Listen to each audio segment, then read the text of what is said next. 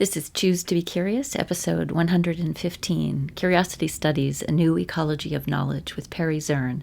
Air date April 15th, 2020. Our job is to remember that there's nothing on this planet that isn't worth contemplating. There is no topic that's more exciting. I'm sorry, there just isn't.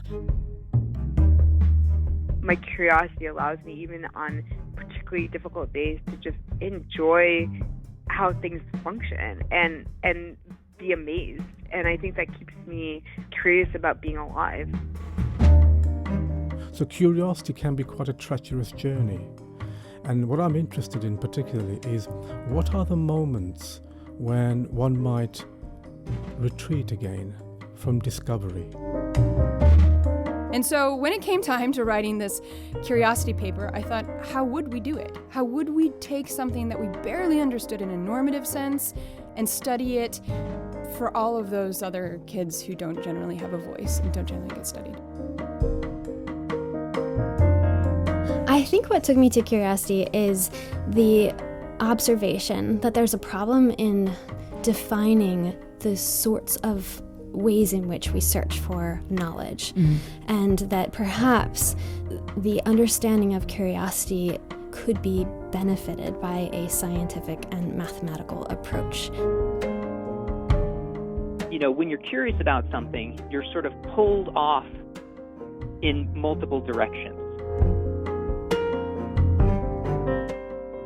Curiosity is such a delightfully big topic. I don't have much reason to have the same people back. But this time is different, for an exciting reason. When I first interviewed Perry Zurn, an American University professor of philosophy and connoisseur of curiosity, I'd been following his work with interest and looking for ways to connect. In preparing for that conversation on the very political nature of curiosity, I learned that along with anthropology professor Arjun Shankar, he was co-editing an anthology on curiosity called Curiosity Studies, A New Ecology of Knowledge. It looked to be shaping up like the scholarly version of my show. I couldn't wait to get my hands on this book and told Perry so as we were packing up after our interview. Funny you should mention that, he said. We've been thinking we'd like to do a podcast to accompany the book, and we'd like you to do it. Yes, I said, and I have questions. And so a partnership was formed. And I'll let Perry describe more about the book, but I'll preface that with this. Before there was a radio show, there was a period of self-directed study shaped only by my own curiosity. It was haphazard, serendipitous, admittedly lopsided, and both bounded and extended by my own evolving idea of what it was I was pursuing, which is to say not much has changed. But as you've heard from so many of my guests over the years, we get better at curiosity, at poking our nose into the new and surprising places with almost always useful and, dare I say, pleasing results. And the prospect of bringing a vigorous, rigorous, and diverse group of scholars to this study is more exciting than I can say. And I've been tickled to come along for the ride. So thank you, Perry, and welcome. Thanks. I'm excited to be here again. Okay, how did Curiosity Studies come to be? Where did this idea come from? It really began when I was appointed as a postdoctoral fellow at the University of Pennsylvania's Center for Curiosity, which was a short-term initiative originated by the director of the Center for Curiosity, Kushal Sacheti. He's a fascinating guy, and he relates this story that really inspired the Center for Curiosity to begin with. He says he remembers a time when he was a young boy in India, and he suddenly saw a girl about his age reading an English book. Yeah. And he says, at this moment, the impossible suddenly became possible, just before his eyes, right? It cracked open the world, and he said he's been on a journey of curiosity ever since, which he describes as this wondering what other impossible things are in fact possible. Oh, I love from its inception, this connection of curiosity and making the impossible possible, or conceivable anyway. Yeah. And his dream is that is that we understand precisely what curiosity is. So in how many ways does it do this? So to understand it and then to popularize it so that more people think about it, more people practice it, much like I think the mission of your podcast. This is episode number 130, Ode to Crows with Colleen and John Marsleff. Air date November 11th, 2020. This particular show started on my balcony one evening in August, and I noticed what seemed like dozens and then hundreds of birds flying up the Potomac River and landing on the high-rise buildings in Roslyn.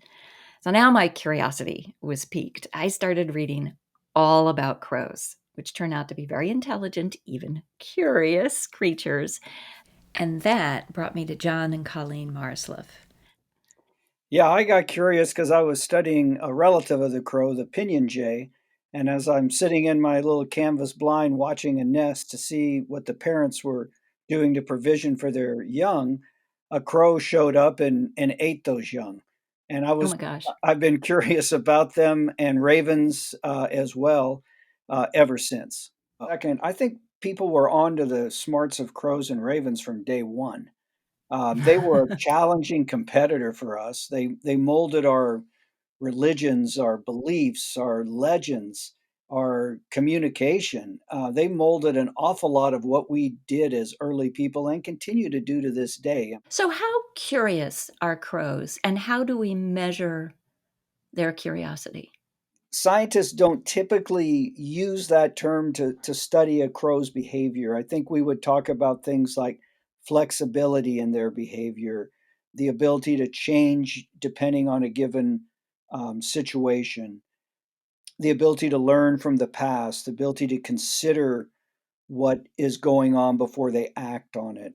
All of those are reflective of a curious nature. The thing that strikes me most about a crow being curious is that they will stand back and look and watch, and they will observe a situation, and then they will act. They're not just moving around helter skelter.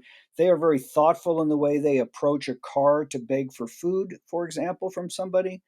They are cautious in how they approach prey in their environment that they might capture and have to fly up and drop from a certain distance to crack open. They're watching our environment very closely.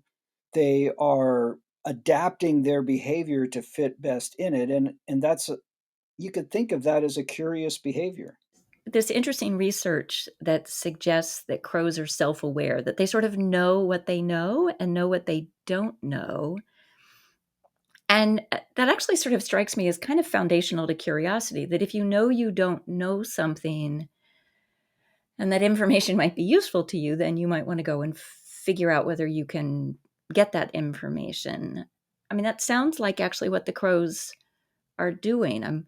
You're probably not in a position to answer this, but I found myself thinking, is self-awareness actually foundational to curiosity?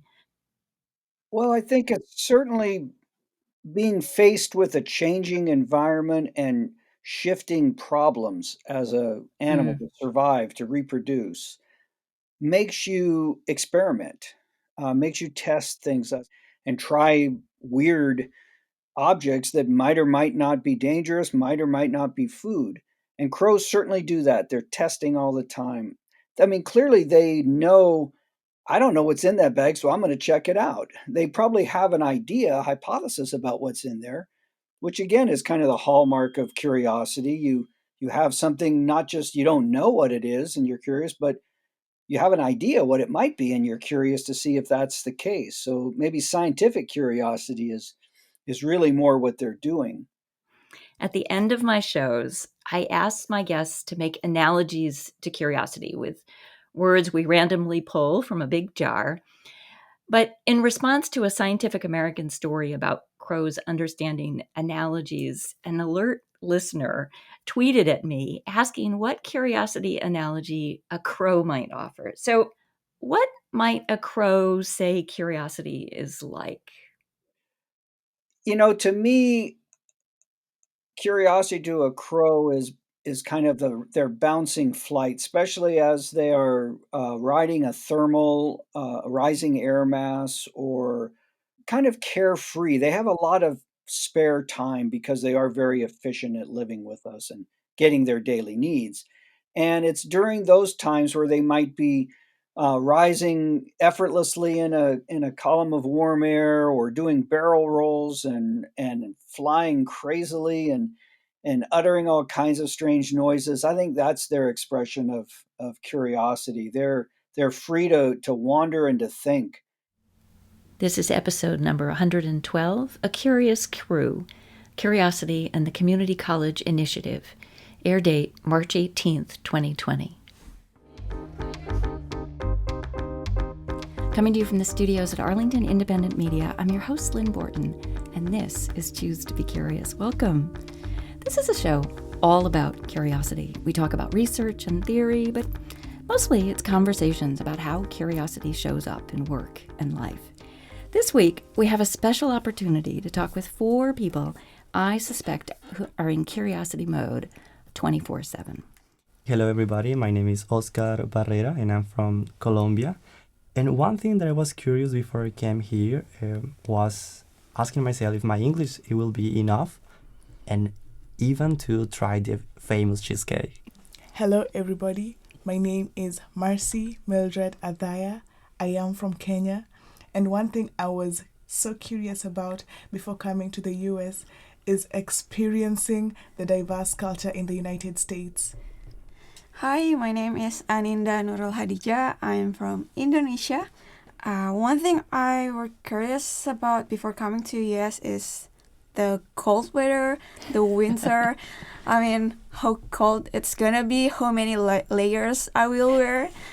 One thing I was curious about seeing here in the United States was the underground.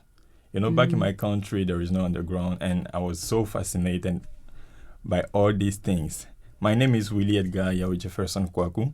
I am from Côte d'Ivoire, or Ivory Coast in English, and here at Nova, my field of study is social media marketing. So is that a source of comfort to have some folks who seem sort of a little more familiar to you amidst all of the unfamiliarity? Yeah. Yeah. I would think so. It offers a lot of comfort because, again, you stop thinking of yourself as the odd one out. Certainly for me, when I'm curious about something, a little bit of a comfort zone lets me move out of my comfort zone. Right? If I have nothing to hold on to, I won't go there. But if I have something to hold on to, Yeah.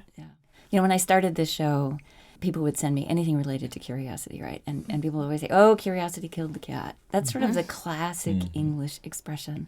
Are there expressions at home, in your home language or culture, about curiosity? In Indonesia, we have a expression saying, "Malu bertanya sesat di jalan." It means if you're shy to ask, you will get lost in the street. But yeah, that's a very common expression. Well, I think in Spanish we have literally the same expressions. We call it la curiosidad mató al gato, which is, it's exactly the same.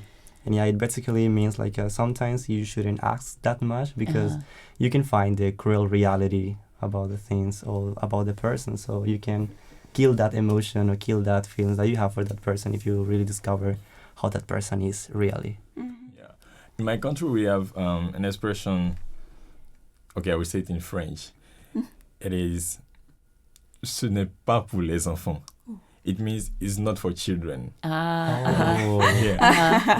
Like when you ask a question to someone, this person can just tell you, it's not for children, so you don't have to know. and you say it not just to children, but to anybody. It's like that's above your pay grade. It's just for everybody. Nice. Okay, speed round. What's one bit of advice you would give to future CCI participants? I would advise them that comfort zone limits your curiosity. So when you're out of your comfort zone, you are more curious and you learn more. So try always not to be in your comfort zone. And you've done such a good job. You could practically do this show. I want you to close it out. Are you game? Sure. Absolutely. Okay. You've been listening to WERA 96.7 FM. If you join us late or want to catch up with this or any of the other great programs here on Radio Arlington, check us out online on demand at WERA.fm. You can find all of Lynn's previous shows online as a podcast. be sure to check out choosebecurious.com. I hope you'll follow her there and on Twitter at choose2becurious. Our theme music is Symbolic. This is Peacetime by Tini Tini Trio via Blue Dot Session. We'll join Lynn again next time. Until then, choose to be curious.